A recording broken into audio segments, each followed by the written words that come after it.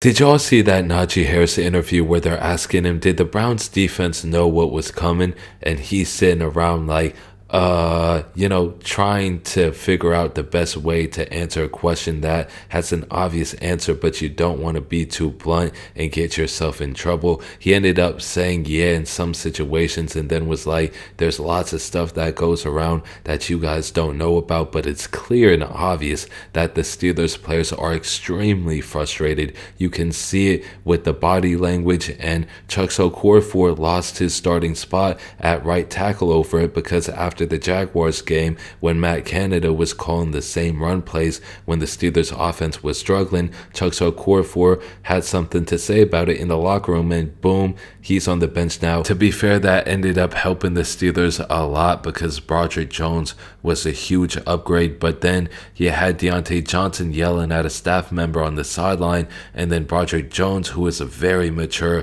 for a rookie, comes over, picks Deontay up, and removes them away from that staff member. And then you had the George Pickens social media thing, but more importantly, his body language on the field isn't great at times. But again, another one of those things where can you really blame him with how things are going? I mean, I imagine it's super hard to keep your cool when Kenny Pickett is your quarterback and Matt Canada is your offensive coordinator, but there's been tons of examples this year of frustration boiling over, and I'm not going to be able to name them all off the top of my head, but you guys see it happening. So while the Steelers are 6-4, they are in massive trouble. If I had to guess, they make the playoffs and they get bounced in the first round as always, or they don't make the playoffs at all and they have this mid-season crisis because Mike Tomlin will not fire Matt Canada and Kenny Pickett is absolutely terrible. You got Mitch Trubisky as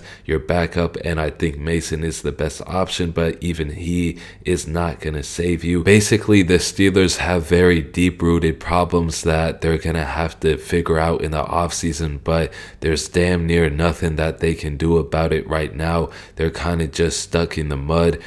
So hopefully they can pull it out. Hopefully they can get one playoff win this season. That would be a huge W. But until they're able to get to the draft and get to free agency, the quarterback situation is looking awful, and that OC spot is going to be up for grabs this offseason as well. But let me know what y'all think about the Steelers situation right now. What would you do if you were the GM?